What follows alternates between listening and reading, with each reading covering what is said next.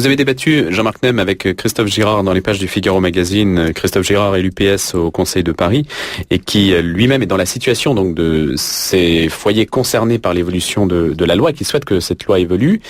Il y a tellement d'enfants qui partent à la dérive dans des familles traditionnelles qu'on ne saurait affirmer qu'il y a de bons ou de mauvais schémas. Il n'y a que de bons ou de mauvais parents, dit-il. Mais ce n'est pas un argument.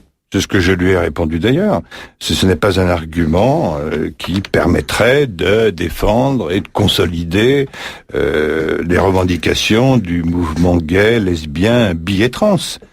Si j'en reviens à l'avant-projet de loi de la secrétaire d'État à la famille, si ce texte était déposé à l'ordre du jour de l'Assemblée, s'il était voté, on aboutirait très rapidement à une parenté éparse qui comprendrait alors les parents biologiques, les parents sociaux, les parents légaux, les coparents, les seconds parents, la mère pour autrui, etc., etc. Comment voulez-vous que les enfants et les adolescents d'ailleurs puissent s'y retrouver dans ce labyrinthe?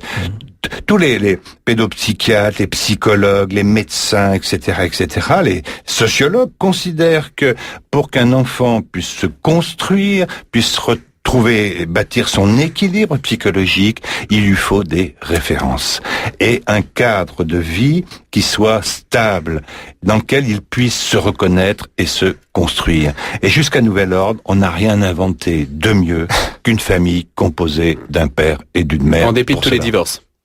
En dépit de tous les divorces, même bien sûr, il faut le regretter. D'ailleurs, je pense que au lieu de comment dirais-je compliquer encore les situations familiales avec ce nouveau texte de Nadine Morano, on ferait bien de mettre des moyens supplémentaires pour développer la médiation familiale afin d'éviter de réduire le nombre de divorces qui existent dans notre pays et qui sont source de conflits d'abord entre adultes, mais souffle de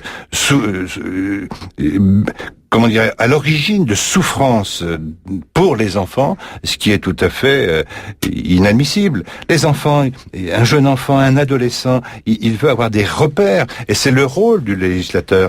Le rôle du législateur, c'est de mettre de la clarté dans les faits et de la hiérarchie dans les valeurs. C'est notre rôle, c'est pas de répondre systématiquement à toutes les revendications minoritaires, ultra-minoritaires, parce que c'est comme cela qu'on disloque, qu'on fragilise la société tout entière. La noblesse de l'élu, c'est de répondre au bien commun, pas aux revendications d'un tel ou un tel. Pourtant, on a l'impression que le Parlement est de plus en plus le terrain d'affrontement entre revendications catégorielles, sur quantité de sujets d'ailleurs. Non, ceux liés en particulier à ces sujets liés à la famille, mais d'autres sujets encore. Mais tout à fait, vous avez entièrement raison. Alors qu'on soit l'objet de pression, de lobby de toute nature, dans le domaine social, dans le domaine économique, dans le domaine culturel, je dirais que c'est la règle du jeu de la démocratie. Mais à nous de ne pas tomber dans le piège, à nous de prendre les décisions avec un seul objectif. Comment pouvons-nous répondre à l'intérêt général et au bien commun, et non pas de répondre à tel et tel lobby qui se manifesterait ici ou là, etc. Avec Nicolas Sarkozy, vous estimez que votre marge de manœuvre est plus étroite ou plus large ? Moi, je pense que le président de la République a un sens politique suffisamment aigu pour se rendre bien compte qu'il y a des sujets beaucoup plus graves aujourd'hui à cause de la crise économique que de perturber d'abord une grande partie de son électorat, de perturber les familles, ce qui n'apporterait rien de bon ni aux familles, ni aux enfants, ni aux adolescents, ni à la majorité en place. Et peut-être jusqu'à le perturber lui-même. Et pardonnez-moi, Louis Dauphren, c'est une question un peu provocante au président de la République qui écoute, j'espère, de temps en temps Radio Notre-Dame. Ça peut donner un autre son de cloche sur l'actualité. Est-ce que le président, et je pose cette question avec quand même, c'est provoque, mais avec un sérieux et puis avec aussi délicatesse, parce que humainement, c'est bien sûr que ces situations sont compliquées. Les chrétiens et l'Église est en première ligne pour savoir que ça fait mal.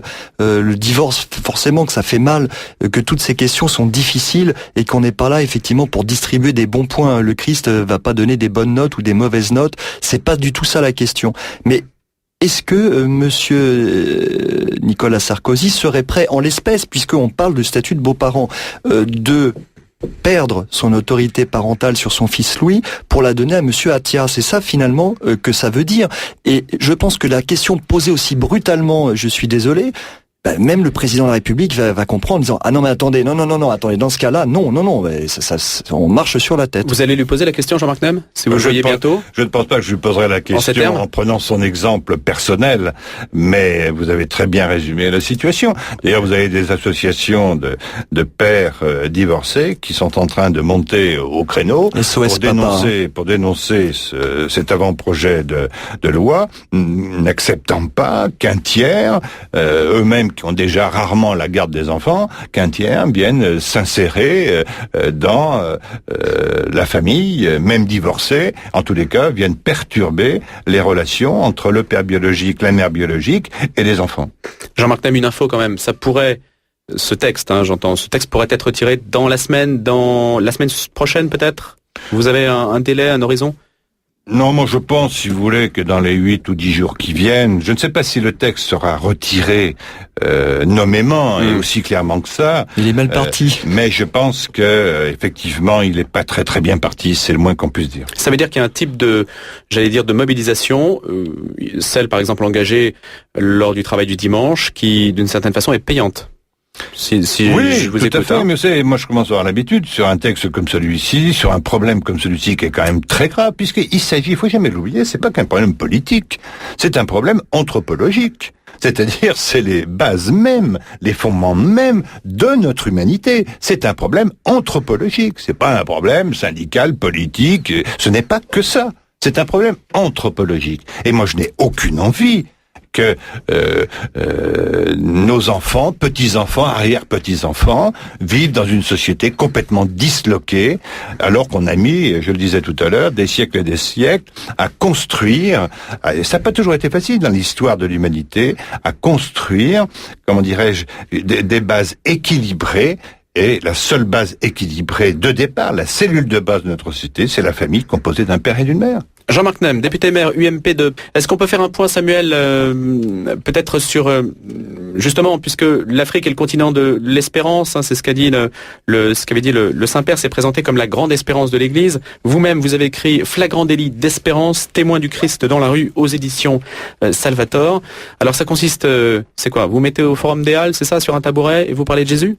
Alors, en gros, effectivement, c'est ça, Louis. Mais en fait, je voulais vous dire que cet ouvrage c'est un ouvrage qui est d'abord un antidépresseur. C'est-à-dire que ça coûte moins cher que des antidépresseurs. Ça tombe bien en ce moment, non? Et ça tombe très bien en ce moment, parce qu'en fait, quand j'écris ce bouquin, les divers tsunamis dont nous parlons étaient au-dessus de nous, mais ils nous étaient pas encore tombés sur la tête.